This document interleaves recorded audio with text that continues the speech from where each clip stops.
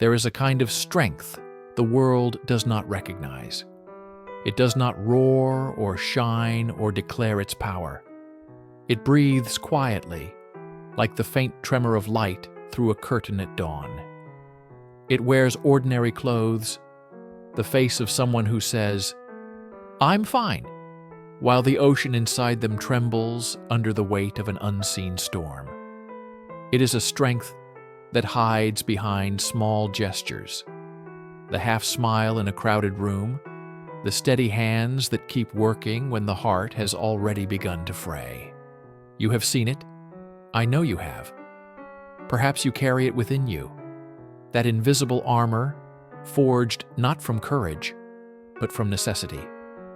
The quiet endurance of someone who keeps showing up, keeps holding everything together while their own edges slowly come undone. There is no applause for this kind of survival. No one stops to notice the battle fought in silence, the fatigue that doesn't rest, even in sleep. The world calls it composure, but it is really a kind of exile, a distance between what is shown and what is felt. It begins long before adulthood, before words like resilience or mental health enter the lexicon. It begins in the small rooms of childhood where emotions were weighed and measured and often dismissed, where tears invited discomfort instead of comfort, where silence became safer than truth. A child learns quickly what is permitted. The moment they discover that their sadness burdens others, they begin to swallow it whole. They learn to translate pain into politeness, to smile when they want to cry. And so begins the lifelong apprenticeship in disguise. The mask grows slowly, almost tenderly, like a second skin. It is not deception. It is survival. The mask says, "I will not be punished for my honesty." The mask whispers, "If I appear strong, maybe I will be loved." And the world, accustomed to surfaces, rewards them for it. It calls them reliable. It calls them admirable. It calls them the strong one. But strength, misnamed and misunderstood, is not what it seems. The world never pauses to ask what this performance costs. What happens when the soul bends under its own restraint? When emotion becomes a shadow language, spoken only in dreams and insomnia. When the weight of "I'm fine" begins to crush what's left of authenticity. The body, though silent, always tells the truth. It stores what the tongue cannot bear to say. It becomes the archive of everything unspoken. Headaches become metaphors. Fatigue becomes a prayer. The body remembers even when the mind insists on forgetting. They say suppression is control, but control is an illusion. Emotion doesn't die when buried. It waits, patient, loyal, merciless. It waits for the quiet hours, for the empty kitchen after midnight, for the hum of the refrigerator when the world has gone to sleep. Then it rises, the sadness, the anger, the loneliness, all the ghosts of what was never said. It does not ask permission. It simply arrives. And yet even then we tell ourselves stories. We say we're just tired. We say it's nothing. We say it will pass. But it never really passes. It lingers like a melody half-remembered, haunting, incomplete. There is a peculiar kind of fatigue that no sleep can heal. It is not the weariness of the body, but of the spirit. A heaviness that comes from pretending too long. It feels like carrying an invisible suitcase filled with emotions you were never allowed to unpack. You learn to smile while dragging it behind you through every conversation, every meeting, every moment of quiet solitude. You grow so accustomed to the weight that you begin to mistake it for a part of yourself. That is the tragedy of endurance.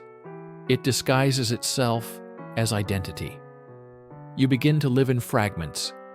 The face you show, the heart you hide, the polished surface, and the trembling core beneath it.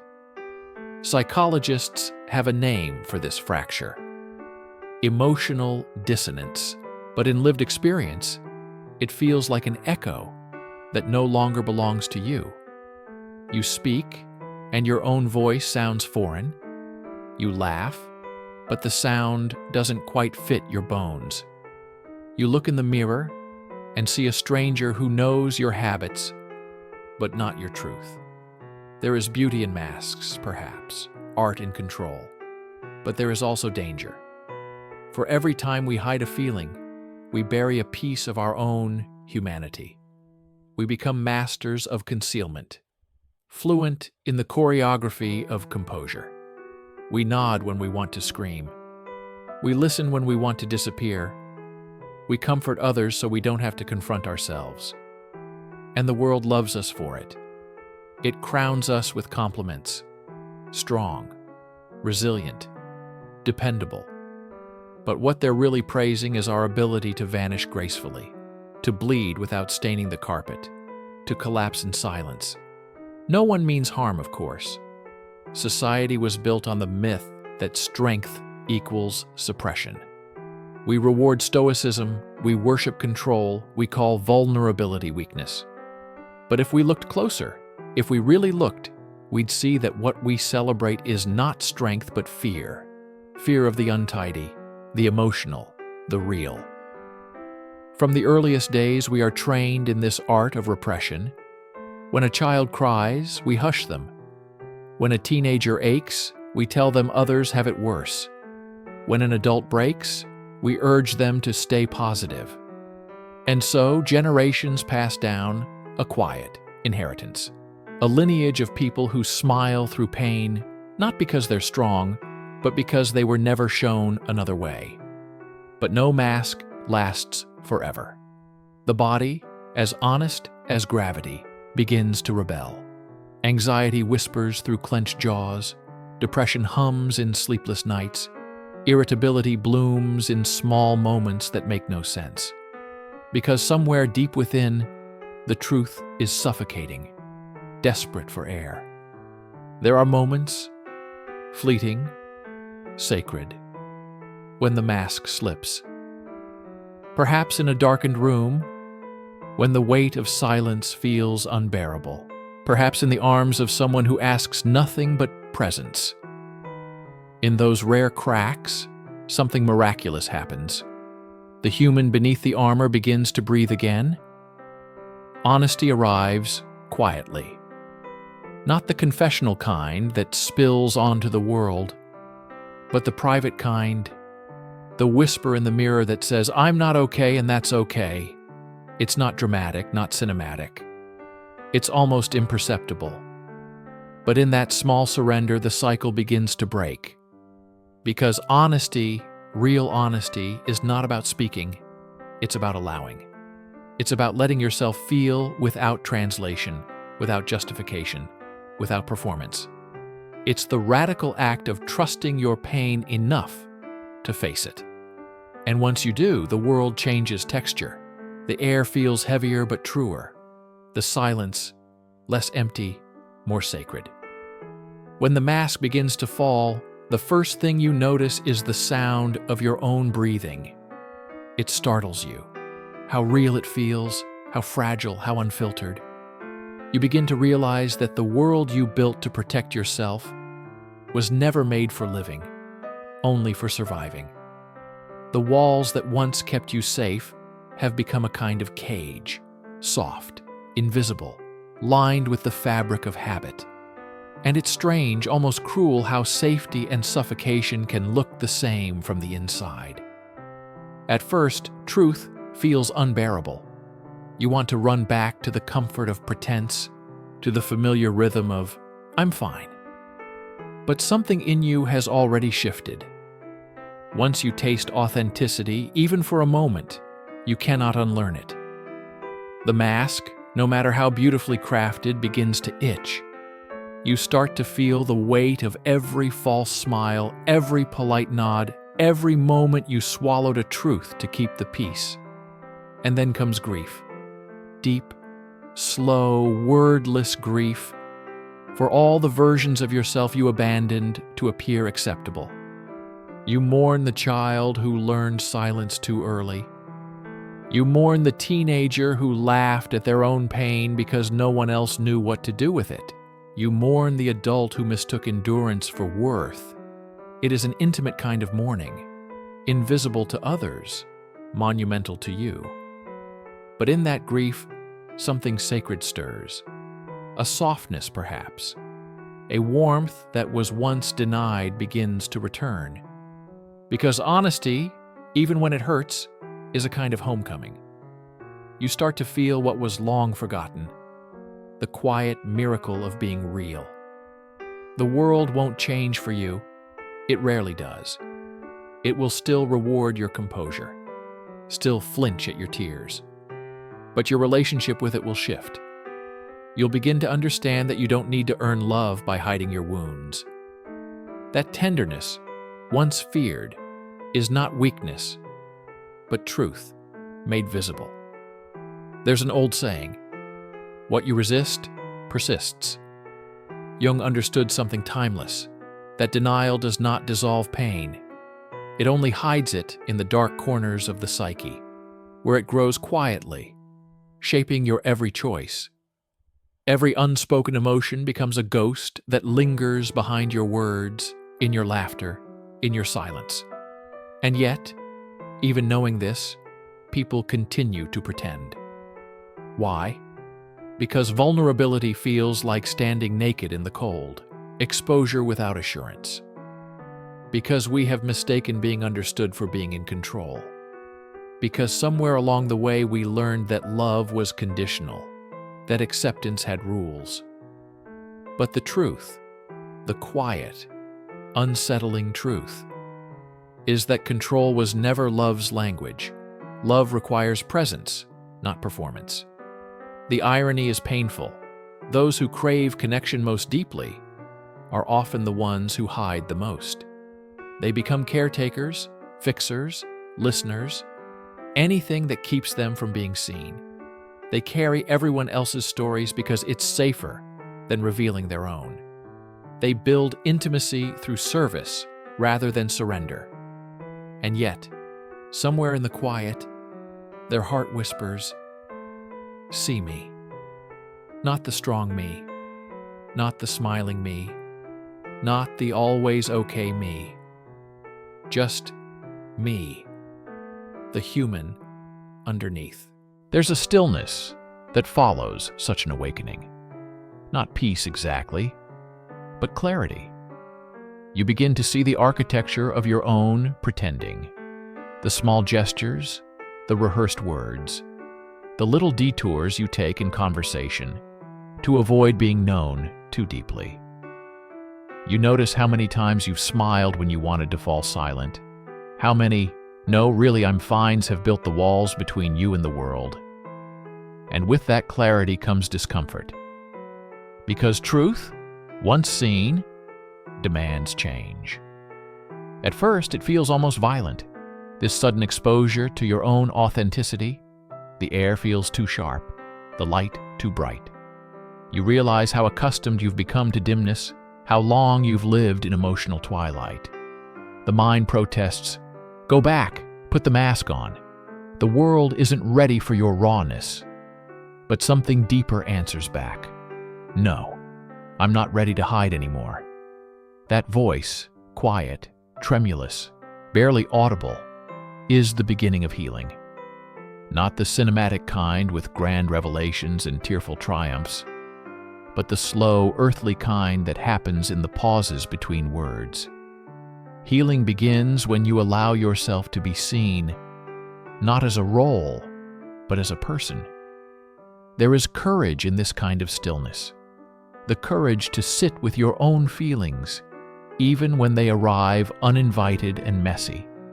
The courage to admit that strength without softness is just tension wearing armor. The courage to look at yourself in the mirror and not turn away. We live in a world addicted to motion, to doing, fixing, achieving, curating. We are told that stopping is failure, that rest is laziness, that vulnerability is danger. But maybe real evolution begins when you dare to pause. When you stand still long enough to hear your own heartbeat beneath the noise of survival. When you finally realize that the person you've been pretending to be is tired, and that it's okay to let them rest. You start to unlearn the rules of false strength. You begin to see that honesty isn't collapse, it's alignment. That being real doesn't mean falling apart. It means falling inward, into the truth that has been waiting for you. It's disorienting at first. You've spent years playing the role of stability, the one others depend on, the one who never falters. But one day, something shifts. You stop saying, "I'm okay," and instead you say, "I'm trying." That single change of language is a rebellion. It's a refusal to live as a half version of yourself, because trying is real. It breathes, it trembles, it invites compassion instead of applause. And from that small honesty, everything begins to change. You start to notice the subtle ways your body exhales when you tell the truth. You feel your shoulders drop when you admit you're tired. You catch your reflection one morning, and for the first time in years, see someone human staring back. Not perfect, not polished, just human. And that recognition, that rediscovery, feels like sunrise after a long, silent night. It is strange, isn't it? How the simplest truths take a lifetime to learn. That being human was never about being unbreakable, but about breaking and still choosing to remain open. The heart, though fragile, has its own kind of resilience, not the steel of denial, but the elasticity of surrender. It stretches, tears, and somehow finds its rhythm again. When you stop pretending, the world does not suddenly become kinder. The traffic still hums, the deadlines still press, people still speak in half-truths and polite evasions, but something within you softens. You stop performing strength for an audience that was never really watching. You stop editing yourself for people who were only ever reading the surface. You start to live in real time. Moments become slower, heavier, more honest. A morning cup of coffee feels sacred, not routine. A small conversation becomes an act of communion. Laughter, when it arrives, feels earned, not summoned. And sadness, when it comes, is no longer a threat, but a visitor you welcome without fear. Because once you stop pretending, pain no longer defines you. It reveals you. It shows you what you care about, what you long for, what you've lost, and what you're still capable of feeling. It teaches you to hold contradiction without shame, joy and grief, hope and exhaustion, strength and tenderness, all living side by side. That's what wholeness really is.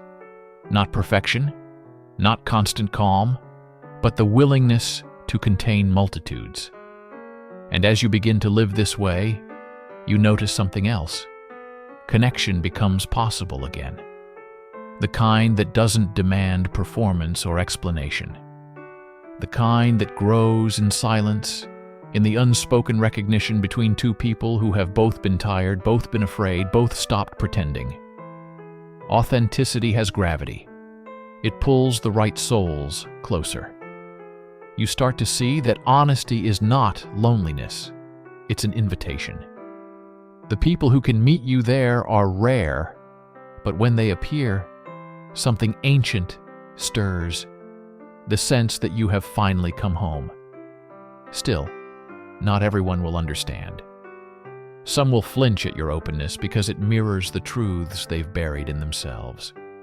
Some will try to fix you, to tidy the rawness, to hand you back the mask. Let them. They are speaking from their own fear. Your only task is to stay real, even when it feels unnatural, even when your voice shakes. even when the world calls it weakness. Because every time you tell the truth, even a small one, you reclaim another piece of yourself.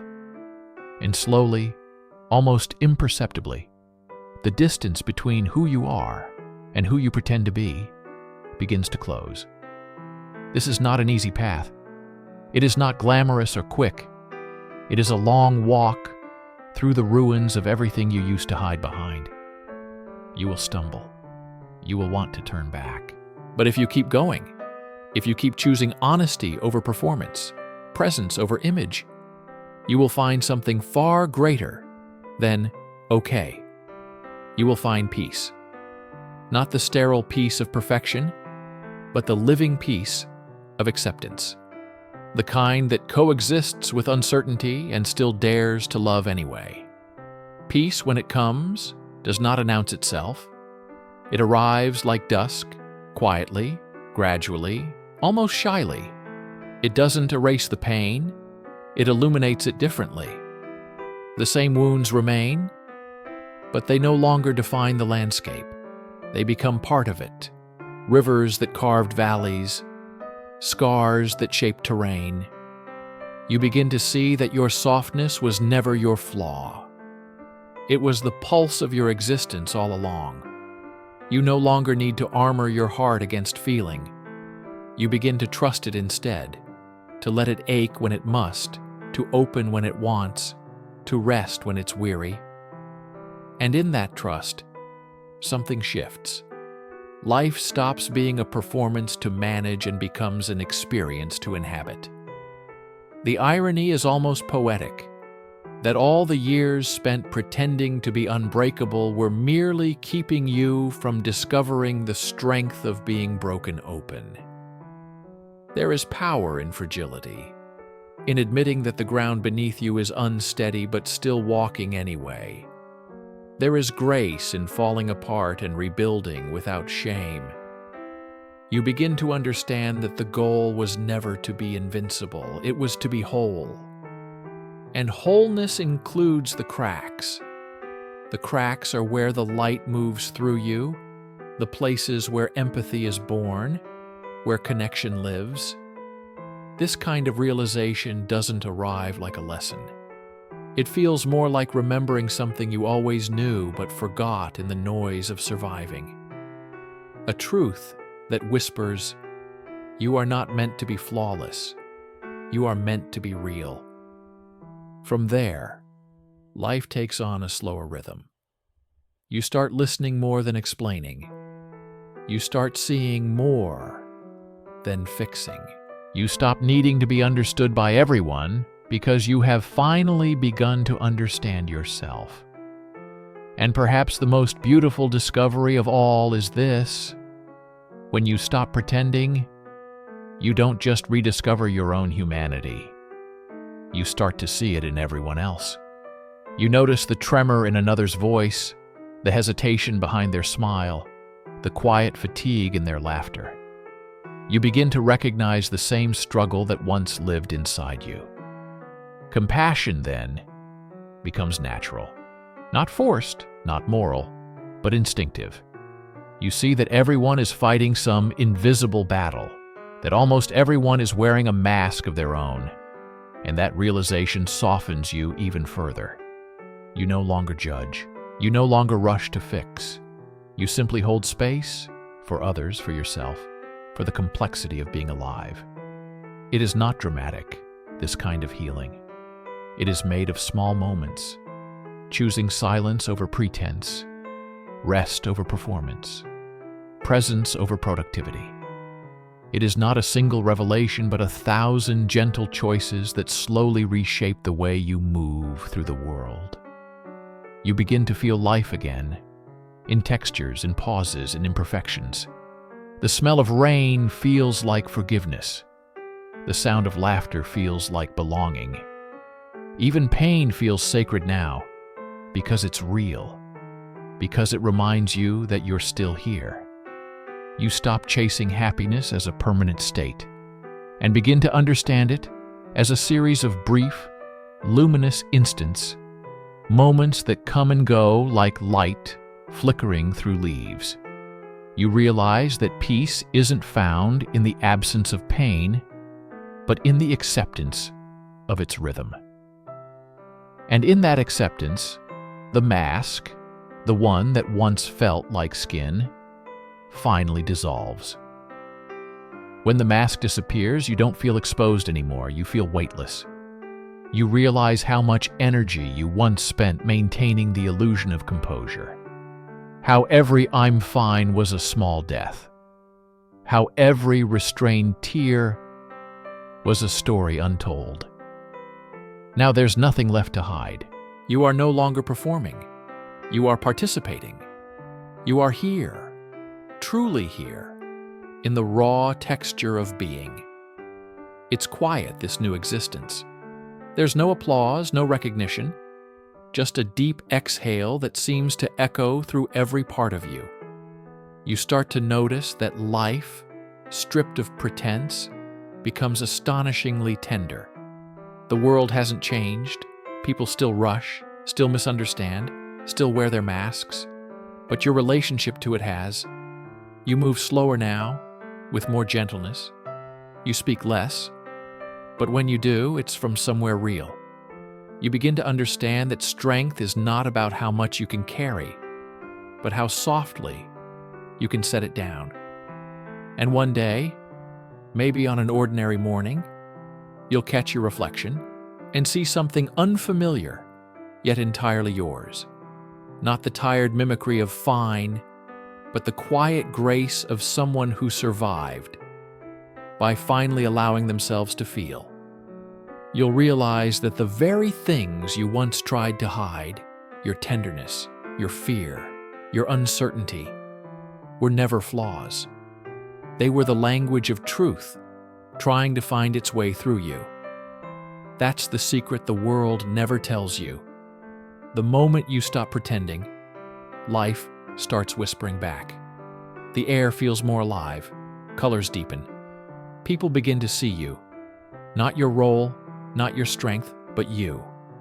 And when someone finally looks at you and says, "I see you," you understand that those 3 words are the closest thing to healing you'll ever know. Because to be seen without condition, to be met where you are, not where you pretend to be, is what every heart has been yearning for since the beginning. You don't need to perform that anymore. You don't need to shrink or shine or hold yourself together for anyone's comfort. You can exist, imperfect, luminous, whole. And maybe this is what it means to be alive. Not to be endlessly okay, but to be endlessly real. To let every feeling, even the ones that terrify you, move through without resistance. To stop translating your pain into politeness. To love yourself in the language of truth. The world will still ask you to smile when you're breaking, still measure worth by composure, still fear the rawness you now call home. But you will no longer belong to that world entirely. You will walk through it, yes, but you'll carry something different, a quiet freedom that no validation can buy. Because once you've lived without the mask, you can never go back to wearing it. You've tasted the air of honesty, you've felt the sacred relief of being seen, you've learned that pretending keeps you safe, but honesty keeps you alive. So when someone asks, "Are you okay?" you no longer reach for the script. You take a breath. You listen. You answer truthfully, not for them, but for yourself. And sometimes that truth is messy. Sometimes it trembles. Sometimes it sounds like, "I don't know yet, but I'm here." And that's enough. Because being human was never about perfection or endurance. It was about presence. It was about staying with yourself, even when the world turns away. It was about learning, again and again, that your worth was never in how well you hid, but in how deeply you allowed yourself to exist. So if you're still pretending, if you're still carrying that invisible armor, still smiling through the ache. This is your quiet permission to stop. You do not have to be okay to be worthy. You do not have to be strong to be loved. You do not have to be perfect to belong. Just breathe. Be real. Be here. Because the moment you stop pretending to be fine, the moment you choose truth over performance, life begins again, soft, uncertain, and immeasurably beautiful. And that, perhaps, was the meaning all along. Not to be okay, but to be alive. And so the story continues, though not in chapters or endings, but in the rhythm of breath, that quiet miracle that reminds you you're still here. There is no curtain call, no final revelation, just the slow unfolding of days, each one asking the same tender question. Can you stay true, even now? You will falter, of course. You will catch yourself slipping back into old shapes, nodding when you want to shake your head, smiling when you want to cry. The habits of hiding run deep, woven through years of repetition. But this time, you will notice. You will stop mid-performance and whisper inwardly, I see you. That's all it takes. Awareness, the gentle act of coming back to yourself. Healing, you realize, is not a destination but a conversation. Some days it speaks in clarity, other days in confusion. Some mornings you wake light as breath, other mornings the weight returns, familiar and cold. But even then, even in the ache, there is movement, a subtle pulse beneath the heaviness, reminding you that being human was never about constancy, but about capacity. Capacity to feel, to bend, to begin again. And maybe that's the quiet redemption of it all. You are not trying to become someone new. You are remembering who you were before the pretending began. The child who felt everything too deeply and was told it was too much. The heart that wanted to be seen before it learned to hide. You are not inventing a new self. You are unearthing the one buried beneath years of performance. In time, this truth stops feeling dramatic. It becomes ordinary, like light filtering through curtains, like air moving through lungs. You find yourself laughing without planning to, crying without apology. You start to trust the seasons of your inner world, the days of bloom, the nights of winter, the inevitable return of spring. There's peace in that acceptance. Not the peace of resolution, but of rhythm, the understanding that wholeness is not a fixed state, but a continual surrender. And in that surrender, life becomes cinematic again, but differently now. Not in spectacle or grandeur, but in intimacy. You begin to see beauty in the small, unremarkable moments. The way rain gathers on glass, the sound of someone's quiet breathing beside you, the brief meeting of eyes with a stranger who understands without words. Everything becomes softer, even your pain, because now you know what it was trying to teach you all along, that you cannot numb one feeling without numbing them all, that to protect yourself from sorrow is to also seal yourself off from joy, that the heart was never meant to be a fortress. It was meant to be a window.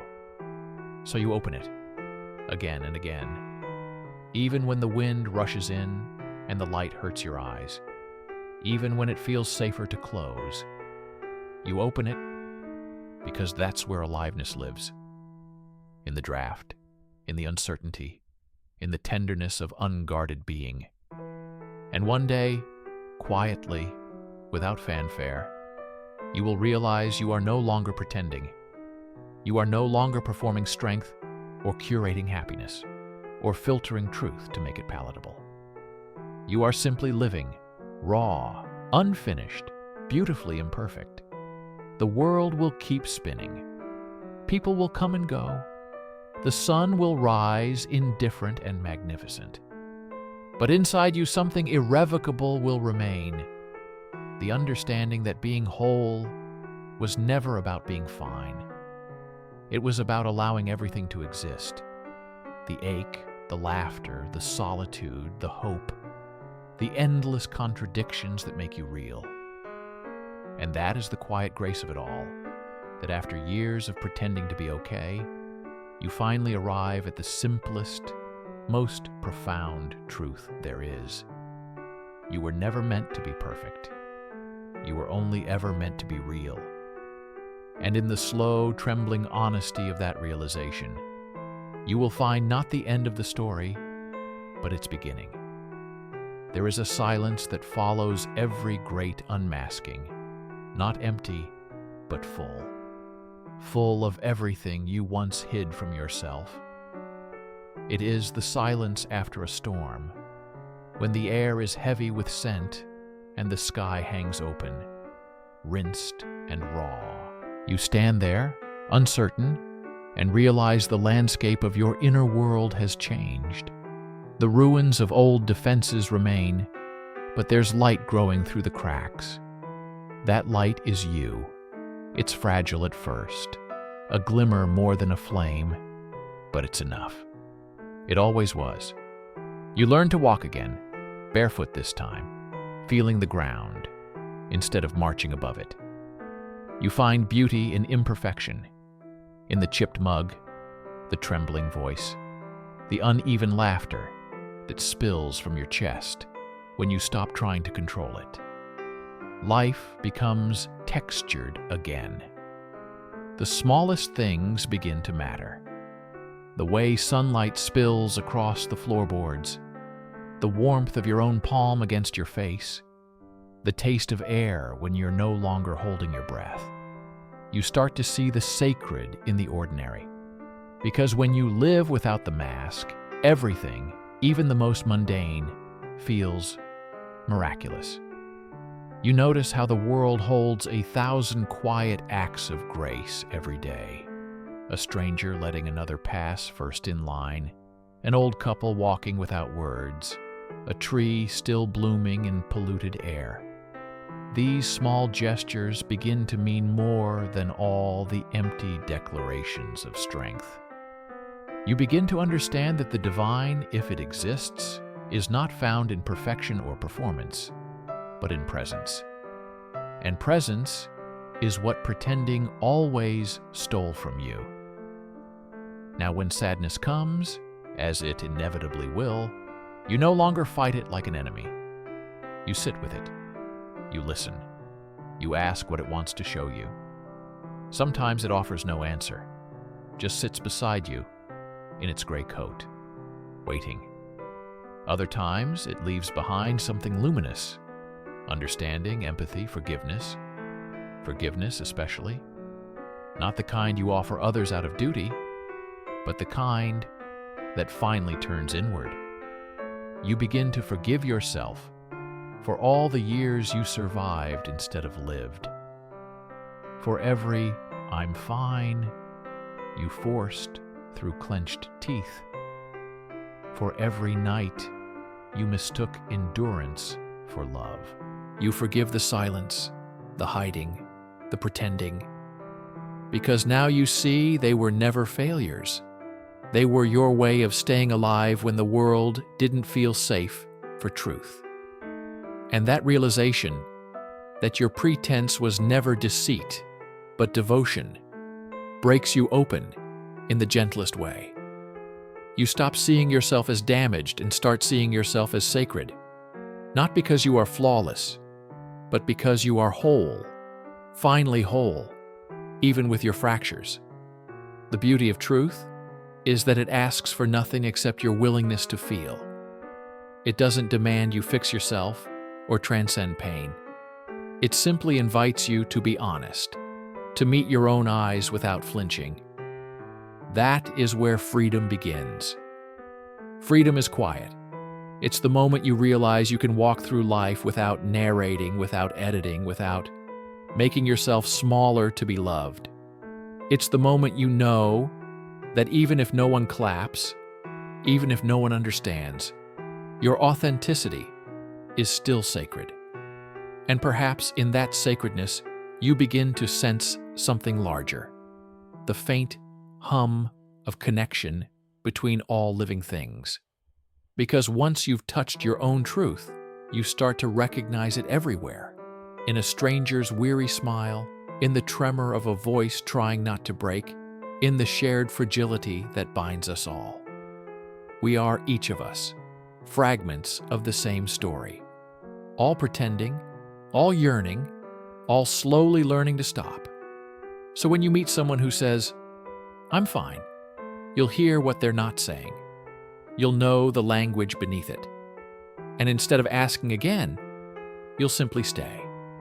You'll let silence speak what words cannot. That is how healing passes between souls, not through advice, but through presence. And in that moment, you will understand something that feels like truth in its purest form.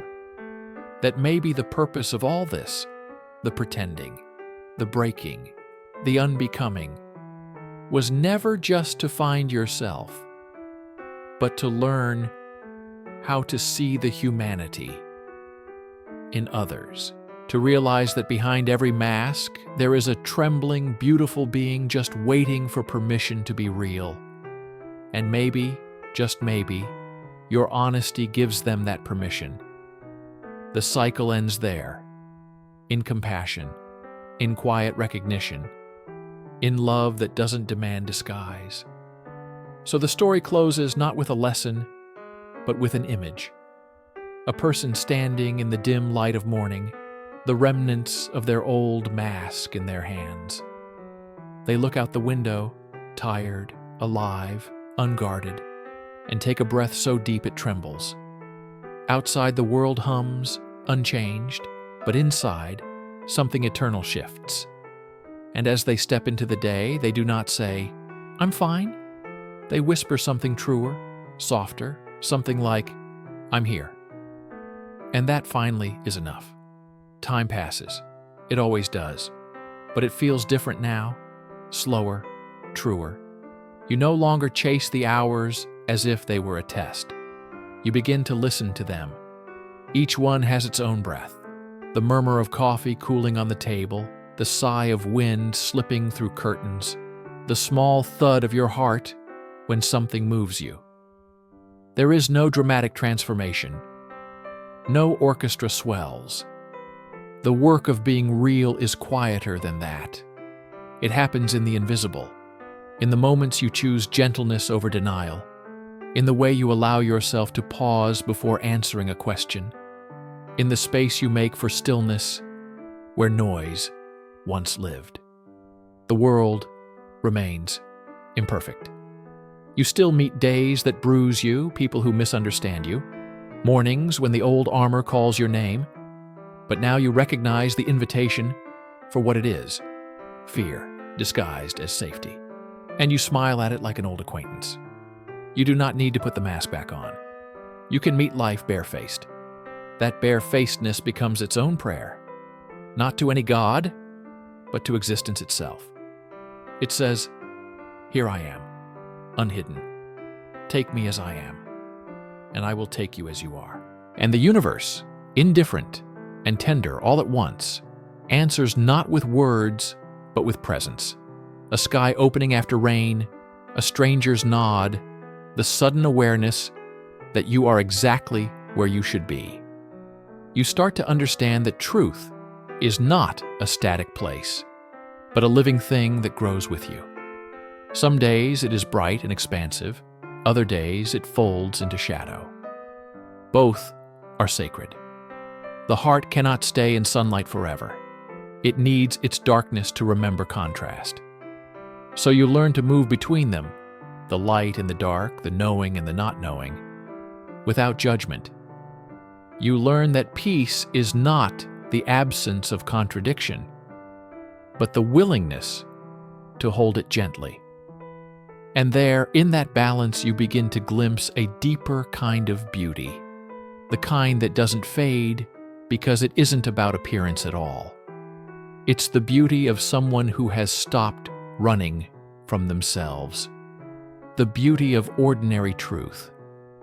Maybe that's how wisdom begins, not in grand insights, but in the ability to stay soft in a hard world, to look at your own reflection and whisper, "I forgive you," to look at someone else and think, "I understand."